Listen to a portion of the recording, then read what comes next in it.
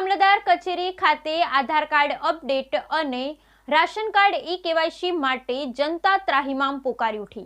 સવારે 6 વાગ્યાથી સાંજે 7 વાગ્યા સુધી લાંબી કતારો જોવા મળી। મહેસાણામાં મામલતદાર કચેરી ખાતે આધાર કાર્ડ અપડેટ અને રાશન કાર્ડ ઈ-કેવાયસી માટે જનતા ત્રાહિમામ। આધાર કાર્ડ અપડેટ અને રાશન કાર્ડ ઈ-કેવાયસી માટે સવારે 6 વાગ્યાથી સાંજે 7 વાગ્યા સુધી જોવા મળી લાંબી કતારો। સરકારી કાગળિયામાં ઓપરેટરોએ કરેલી ભૂલોનો ભાર અરજદારો ભોગવી રહ્યા છે।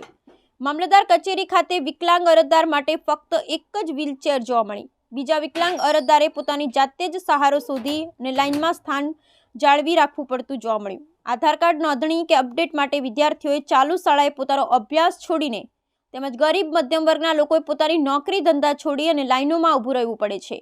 કચેરી ખાતે સ્વાસ્થ્ય માટે ગંભીર રૂપ એવા કચરાના ઢગ અને સળગાવેલા કચરાના ધુમાડા વચ્ચે જનતા પીસાતી નજરે પડી। મામલતદાર કચેરીમાં શગાવત કે લાગવગ પણ ચાલતી હોય એવા દ્રશ્યો પણ જોવા મળતા હતા। સવારથી લાઇનમાં લાગેલા ભૂખ્યા તરસ્યા ત્રાહિમામ લોકોનું કહેવું હતું કે જો પોતાના પક્ષના સભ્ય બનાવવા માટે સરકાર ઘરે ઘરે કે શાળા કોલેજો કે હોસ્પિટલોમાં જઈ શકતી હોય અથવા તો એક મિસ કોલ મારવાથી સભ્ય બનાવતી શકતી હોય તો આધાર કાર્ડ અપડેટ કે રાશન કાર્ડ ઈ-કેવાયસી માટે લાઈનો કેમ? Bureau report Ashish Patel, Mehsana. કયું ધોરણ ભણે? ધોરણ 10। શા માટે આવે છે? આધાર કે સુધારવામાં તો આપાર આઈડી બનાવવાની આગળ એડમિશન કરાવવા માટે। તો એ સગવડ તમને સ્કૂલમાં નથી આપી? સ્કૂલમાંથી અમને સર્ટિફિકેટ આપ્યું એ લઈને અહીંયા આપવાનું। અને 10માનું એટલે હવે તમારે બોર્ડની એક્ઝામની તૈયારી કરવા માટે આવતા હોય છે અને તમે અત્યારે આ લાઇનમાં ઊભા રહે છો તો તમારા ભણવા ઉપર અસર નહીં થાય? ભણવા ઉપર અસર તો થશે પણ લાઇનમાં ઊભું રહેવું કદાચ લાઇનમાં ઊભું જ રહેવું પડશે એટલે લાઇનમાં ઊભા રહીને અમારા નંબર લીધો। લગભગ 2 દિવસથી આવું છું। 2 દિવસ આધાર કાર્ડ અપડેટ કરાવવું હોય તો બહુ તકલીફ બહુ પડે, લાઇન હોય અને ગરીબો માટે કોઈ બચારો રોજીરોટી કમાતું હોય 2 દિવસ પડે તો એને કેટલી તકલીફ પડે। એના કારણે સરકારને હું એક નમ્રથી વિનંતી કરું કે આનો કોઈ રસ્તો, કોઈ ઉકેલ કરવો અને આનો કોઈ અંત લાવવો એ સરકારને હું અપીલ કરું છું। અને કારણ કે આ ગરીબો માટે, ગરીબો બચારા રોજીરોટી રોજ કમાતા હોય 2 દિવસ પડે તો એને રૂપિયા 300-400નો દાડો પડે અને 300-400નો દાડો પડે તો એ લોકોનું આજે ખીચડી કે ગમે તે લાઈન દાળ ખાતા હોય, તે લાઈન ખાતા હોય તો એને બહુ તકલીફ પડે છે। આ ગરીબો માટે બહુ પરિસ્થિતિ એકદમ નમ્ર વિનંતી છે કે ગરીબ બચારો બહુ હેરાન થાય કે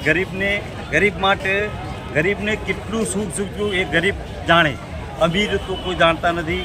આ ગરીબ બચારો રોજીરોટી કમાતો હોય, કોઈ રિક્ષા ચલાવી રોજીરોટી એને પણ 2 દાડા પડે, કોઈ ગરીબ મજૂરી કરીને ખેતમાં જતો હોય, ખેડૂતો ગામડેથી આવતા હોય એમની પણ બહુ પરિસ્થિતિ 2 દિવસ પડે તો ખેતીનું કામ પણ અટકાય, એમને ઘણું પણ પેલું થતું। સરકારને એટલી નમ્ર વિનંતી કરું કે આનો કોઈ ઉકેલ, કોઈ રસ્તો લાવો।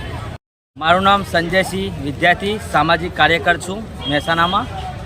આજે સવારે 6 વાગ્યાથી મહેસાણાની જનતા લાઇનમાં લાગી છે। તમે જોઈ રહ્યા છો ઘણી બધી સવારે વહેલા 6 વાગ્યા હોય ત્યારથી લાઇનમાં લાગી છે આધાર કાર્ડ અપડેટ કરાવવા માટે, પછી કેવાયસી કરાવવા માટે સવારે 6 વાગ્યાથી લાઇનમાં લાગી છે।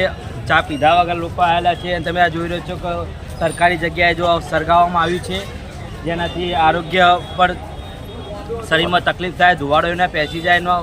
બાળકો પણ અહીંયા વધુ પડતા બાળકો પણ છે, શું કહેવા માગશે? બહુ બાળકોને જે એક અપર આઈડી માટેનું આવેલું છે એમાં જે જન્મ દાખલામાં હોય એ પ્રમાણે આધાર કાર્ડમાં ફરજિયાત કરાવવું પડે છે। એ માટે સવારથી બાળકો, નાના બાળકો લાઇનમાં લાગેલા છે અને સુધારા માટે સરકારની કોઈ વ્યવસ્થા નથી। સરકાર મોટી મોટી વાતો કરે છે પણ કોઈ એમનું મેનેજમેન્ટ નથી અને સવારથી કોઈ જો લાઇનમાં લાગ્યા તે સવારથી પાણીની પણ વ્યવસ્થા નથી અને મંડપ 2 દિવસ પહેલાં બાંધ્યો તો પછી એમને વખોડી દેવામાં આવ્યો, કોઈ બેસવાની પણ કોઈ વ્યવસ્થા રાખેલી નથી। સરકાર જાગે અને જનતાને જો એમનું સદસ્ય જે અભિયાન જો ઘેર ઘેર જઈને કરતી હોય તો એમને કેવાયસી પણ એમના જે 12 કરોડ જે સભ્યો જે જોઈન કર્યા છે એ લોકો ઘરે જે કેવાયસી કરે એવી સરકારને હું કહું છું। આ કેટલા ટાઈમથી તમે આ ધક્કા ખાવ છો? હું તો પહેલી વાર જ આવ્યા છીએ। બરાબર, અને શું કહેવા માગશો તમે? તમારે કેમ આવવું પડે? જરૂર છે એ બધા દરેક વ્યક્તિને કરાવવું જોઈએ। બરાબર, અને તમને આ વખતે બીજા લાભો મળે। આ વખતે તમે કરાયું કેવાયસી? હા, કરાવવા જ આવ્યો છું, કેવાયસી કરાવવા જ આવ્યો છું હું। બધા લાભો મળે, અનાજ મળે છે, બીજા અનાજ તો કેવાયસી પહેલાં ભાઈ મળતું હતું. આ મળતું હતું પણ કે નવા નિયમ નીકળે એવો કેવાયસી એટલે કરાવવું જરૂરી આ થઈ વખતે તમારું અનાજ આપ્યું આપ્યું નહોતા આપતા પણ હવે બીજી વાર જઈશું તો કેવાયસી વગર નહીં આપીએ એવી ચોખ્ખી ના પાડી દીધી ઓકે ફરજિયાત થઈ ગઈ એમ માનો ઓકે